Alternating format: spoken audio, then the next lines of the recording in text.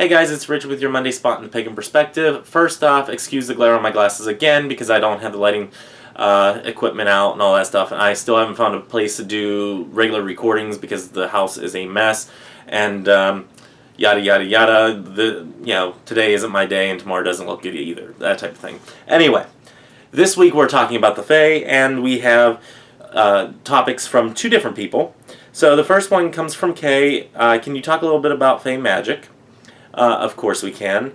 Who is allowed to practice it? Do you believe you have to be of Fae lineage? If so, what does that mean? I'm going to go ahead and answer the one from Kay first.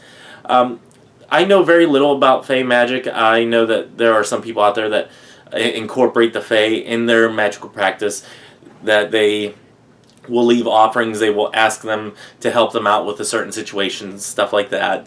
I don't really do much of that. I've looked into it a little bit.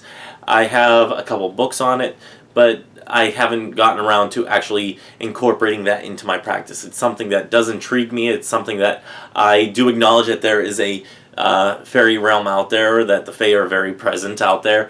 It's just not something that has really made its way into my practice as an important with importance.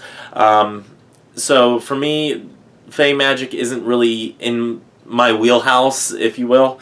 So as far as having to be, or who can practice it, and do you have to be of Fae lineage? I've never heard of anybody being of Fae lineage, and I'll get into a little bit more of that with the next question, with the next person's question. Who is allowed to practice it? I'd say anybody can practice it, as long as if you have that reverence there. Like, I have a reverence for the Fae. I know that they are hard little working people, and that they can be mischievous. I do recognize that. I do think that they are out there. I just haven't incorporated them into my practice. But I do hold space for them. You know, I used to leave a little thing of honey out for them and stuff like that. But it hasn't been something that I've incorporated in my practice lately. So, I've never really gone into incorporating them into my magical practice. Basically just kind of holding space for them, giving them, nourishment, a little bit of nourishment here and there, and acknowledging that they are there and trying to appease them so, they're not so tricky. As far as who can practice it, I'd say anybody that holds that type of space, holds that reverence, is involved with Fae lore, stuff like that. I would say that anybody that approaches it in a respectful manner, I think, can practice it. I don't think that there would be any reason that you couldn't. I don't think that it's like a cultural appropriation or anything of that sort, as long as if you have a respect for the people that hold those beliefs as part of their heritage. So if you come from like a Celtic background or something of that nature, same thing if you are incorporating genies or the jinn into your practice, that you hold reverence for the Arabic people that have that as part of their heritage, stuff like that. If you hold that respect, I don't think cultural appropriation is as big of an issue, but it can be seen as cultural appropriation, I think, depending on who you ask. But I would say that anybody can do it. That's just my opinion. That's just the way I come at it from that perspective. As far as Fae lineage and what does it mean, I'm going to get into that and what I think that means with the next question.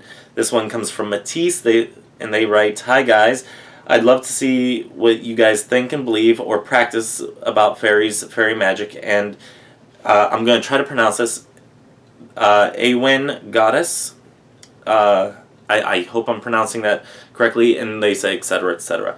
Now, from the little that I have researched on this goddess, Aine or Aine, I hope I'm pronouncing that correctly.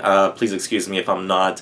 She is the goddess of the fairies and so many other things, the goddess of love, the list goes on and on. And one of the beliefs is that you actually have a heritage or a lineage going back to her, depending on, who your family is and whatnot. That you actually have a lineage going back to her because she did reproduce with humans. And apparently she also gave birth to a fairy type of creature. And I think that's where they're coming out with having a fae lineage of sorts. Otherwise, I haven't really heard anything of having a fae lineage. But I would say that that would probably be the connection between the goddess Aine, or however you pronounce it, and having a lineage to the fae. Otherwise, I'm not really familiar with a lineage of the fairies or the fae, and I will have to give that ball to somebody else to go ahead and run with that if they have any knowledge on that. But that's basically where my extent of knowledge on the fae is.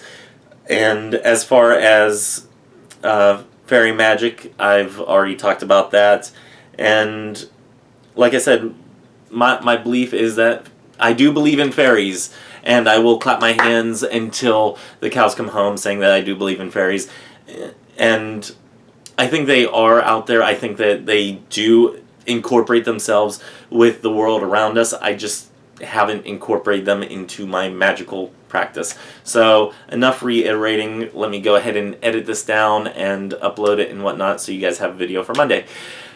Until next week, may you guys have love, hugs, and ladybugs. Bye-bye.